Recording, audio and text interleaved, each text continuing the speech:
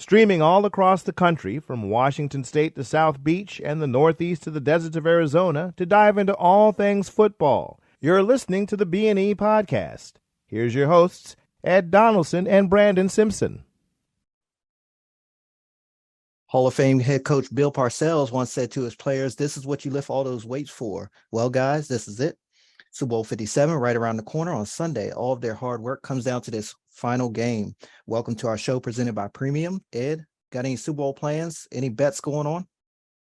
No bets. I'm not betting on this game for damn sure. No plans either. I'm just be in the house chilling, trying to get some homework done, watching the game as well. What about you? Same here. I like I got a little bit more respect for Patrick Mahomes. I just hope I can sit back and watch him this weekend. Yes. I hope I can sit back and watch him this weekend, run around and get chased, and get sacked, but not hurt. And they go on to hopefully lose the Super Bowl. But yeah, that's something we'll talk about later. But no, I'm not going anywhere. I'll be right at home watching the game, and no bets. I haven't bet on the game in a long time. I got you. Yeah, I don't blame you. I would bet on games, but I'm in California, and for some reason, a whole bunch of shit is legal in California, but betting seems to be not. Whatever, though. It's crazy how those states are. Yeah, man. Tell me about it. I know Maryland and I think they got sports betting now, right? DC too, I believe. Yeah. Yeah, I know a lot of people, even a lot of women are starting to get on this, like FanDuel and DraftKings and all that jazz. So yeah, I wish I could partake because before back in the day, I used to do like 18 parlays. Never won any of them, but I'd be like, yeah, they gonna win, blah, blah, blah. But anyway, this episode is brought to you by Premium, a CBD health and wellness company. Check out their line of CBD-infused products, which are perfect after-workout refuel for athletes, a pain reliever for weekend warriors, and even a natural sports drink for us armchair quarterbacks. Their featured product is CBD-infused honey. This right here. It comes in 5 in a pack. This is a personal favorite of mine, as well as tinctures and mint and natural flavors. They are veteran, woman, and minority-owned. So come get some of the sweet temptation and taste the premium difference. Use code BNE for 15% off your order. Their website is www.premium.com. That's PREHEMIUM.com. Again, that's PREHEMIUM.com. And now back to our show. Going to get started with the opening drive here. The Vikings have hired Brian Flores as their defensive coordinator.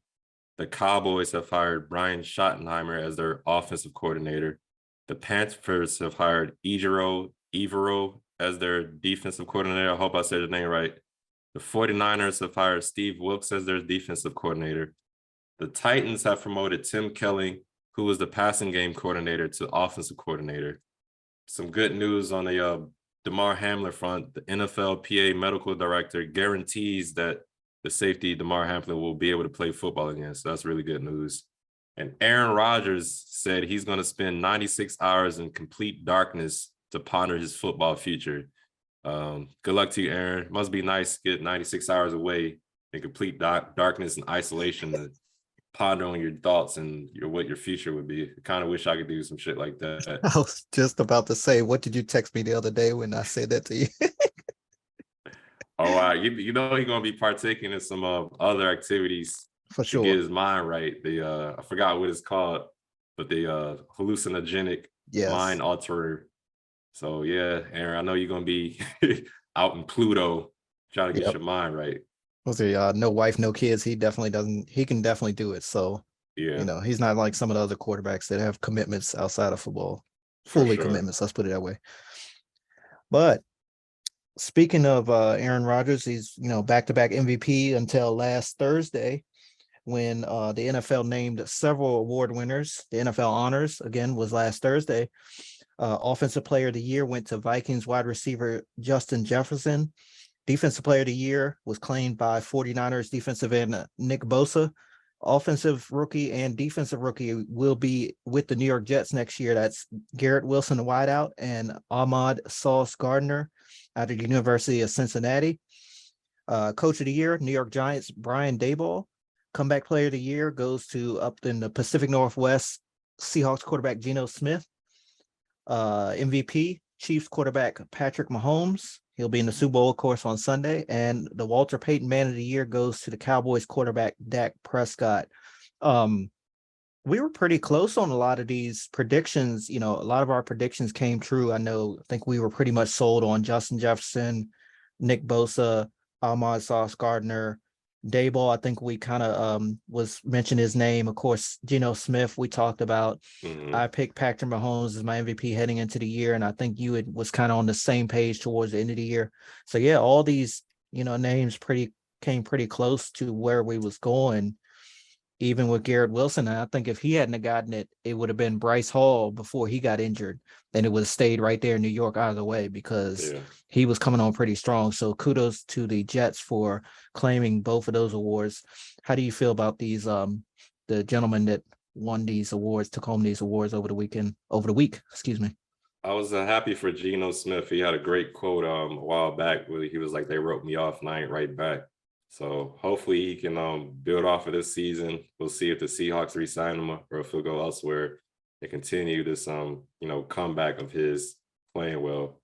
MVP, I wouldn't say I was surprised, but I think if Jalen Hurts didn't get hurt, he would have had a really good case for him winning MVP. I think it kind of showed actually when he did go down. The team, I mean, they still won games, but you could tell there was a difference.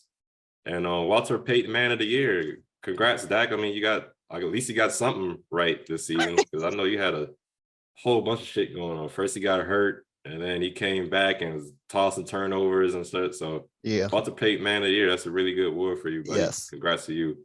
Also, the Jets having an offensive and defensive rookie of the year, especially Sauce Gardner, man. I mean, I mentioned this earlier to a couple other shows. Him being first team All Pro as a rookie, that's really impressive to me, man. So. We'll see if they'll be able to build off these guys. I think they're just missing one thing, a quarterback. See how that goes. But yeah, congrats to everybody who won those awards last night. And DeMar Hamlin. I know, well, not last night, but I know DeMar Hamlin, he was able to give a speech at the NFL honors as well. So hopefully he'll be back on the field soon. Absolutely. Yeah. So let's get into these Super Bowl predictions, man. Chiefs, Eagles. Brandon, how you feeling? I know you want the Eagles to win. Yes. So how you feeling? I'm honestly kind of torn on this game as far as overall, my mental side of it, thinking who's going to win. All signs show that the Eagles had the better roster and they'll outshine the Eagles in all three phases. But then there's Andy Reid and Patrick Mahomes. I mean, it's certainly hard to bet against the now two-time MVP and Super Bowl MVP with Mahomes. We all know what he's done on the field and is capable of doing. As I've stated before, Philly dominated the postseason, but the Giants and the 49ers, they're just they're not, Mahomes and those guys, what Philly's going to face on Sunday. Jalen, he had a quiet game last week as the run game took over, and I believe they could run the ball in Kansas City. That'll help contain that pass rush with Jones and Clark, who I talked about extensively last week. But defensively for Philly, do what you do. I mean, those guys specialize in harassing quarterbacks. We all know the stat line, 70 sacks in the regular season. Like you said last week, Hassan Reddick single-handedly made a long day for that San Francisco offensive line. They're certainly capable of doing it again on Sunday. But my X factor for the Eagles is A.J. Brown. We all know what he's done all year, but on the biggest stage, and I think coming off of last week's kind of quiet passing game for them, they'll need a little bit more from that passing game, I think, to secure a win on Sunday. As for Kansas City, I'm gonna start with special teams with them and work my way back. I think Butker is one of the best in the league. They don't have to use him that much, but he's certainly able to make big kicks. And I mentioned that because, we think about Super Bowls, they're generally close. And you have those Adam Vinatieri's of the world that, make those clutch kicks and win games. And I think they have a better kicker than Philly does. Defensively, this run defense will have their hands full. If they don't come out and make a statement, they'll be in for a long night. Things can get out of hand fast, just like last week. I believe they'll need a big game from Chris Jones and Frank Clark, as I mentioned, and even that young secondary. I think there's a lot of rookies back there. I think 3 out of the 4, if I'm not mistaken, are rookies, or either rookie or second-year players, if I'm not mistaken.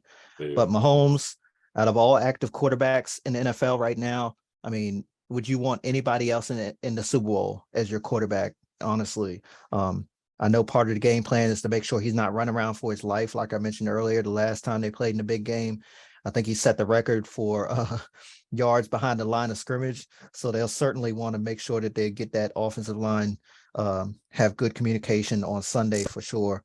I believe those Kansas City wideouts are due for another big game. We all saw Marquez Valdez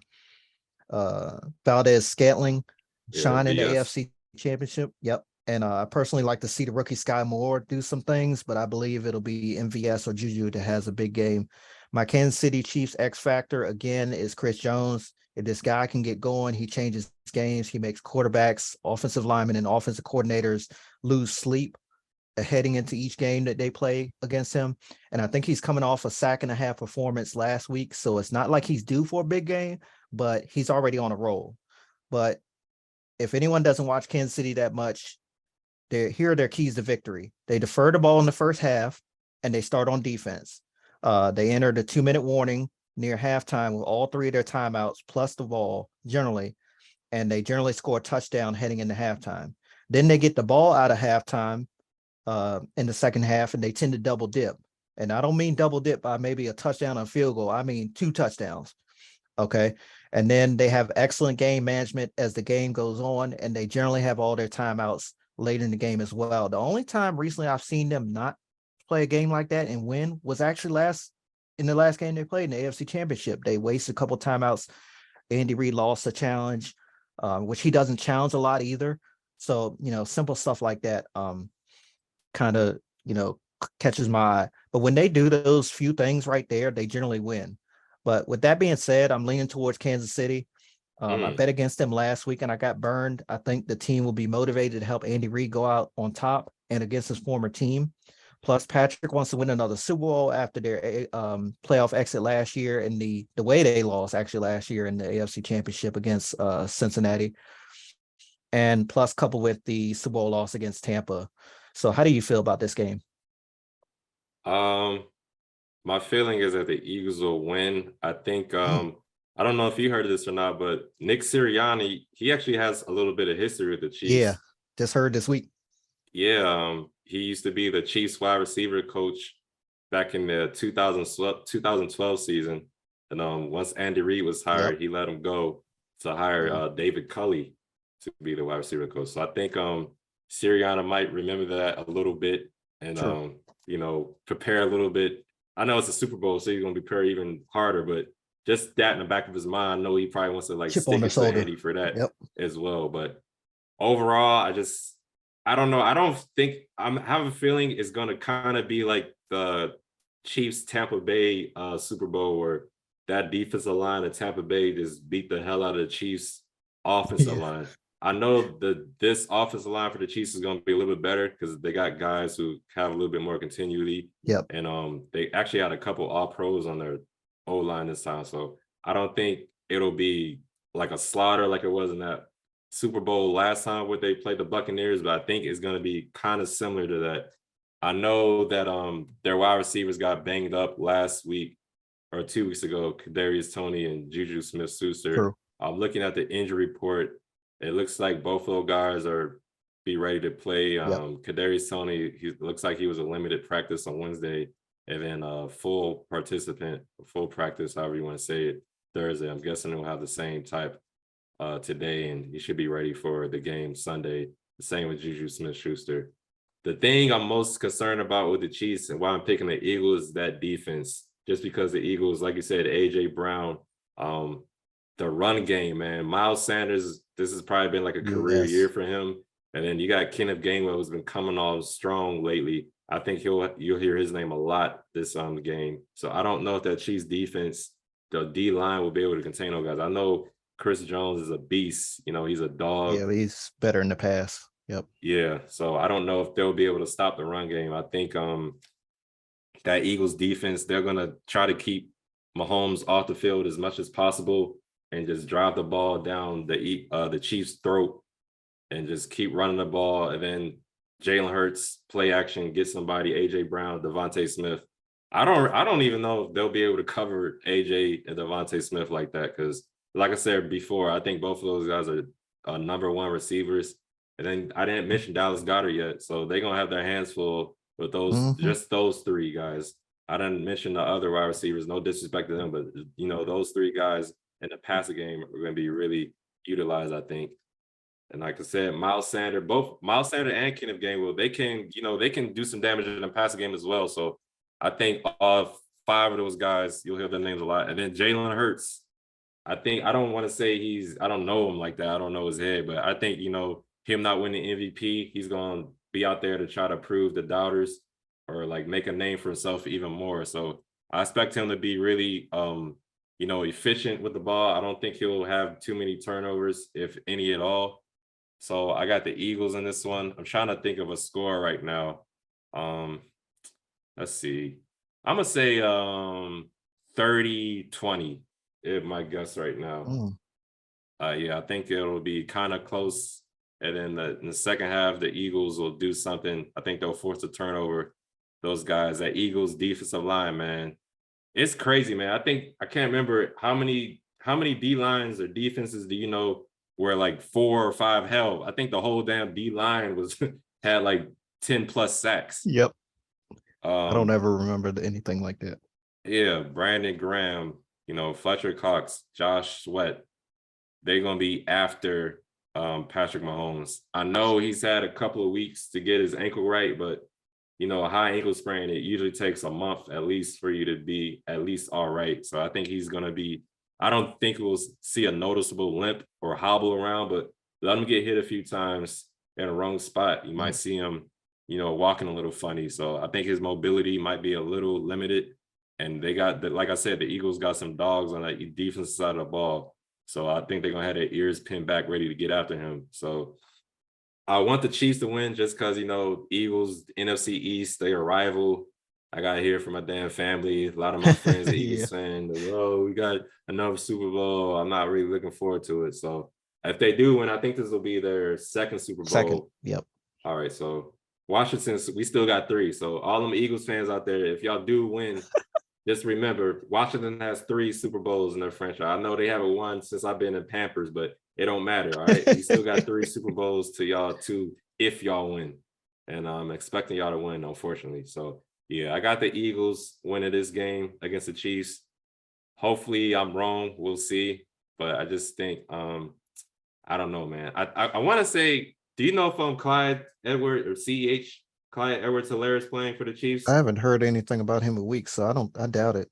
Yeah, I'm not sure if he'll be out there or not. I know they signed Melvin Gordon a while ago, but he's been on the practice squad. I doubt we'll see him out there just because Jerick McKinnon has been playing good. And Isaiah Pacheco has came on strong these last couple of weeks, but I don't know if they'll have a really good impact. I'll be surprised if they're able to run the ball against the Eagles. We'll see.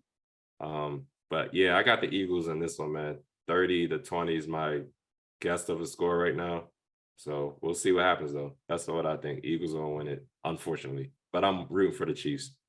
Yeah, I would. I didn't think about a score, but I would give Kansas City a 7-point win. If I had to guess now, was it maybe 24-17, maybe? In that range, maybe 27-20. Don't get me wrong, Eagles fans. I respect y'all. I love y'all. I write for y'all city. I write news for y'all city.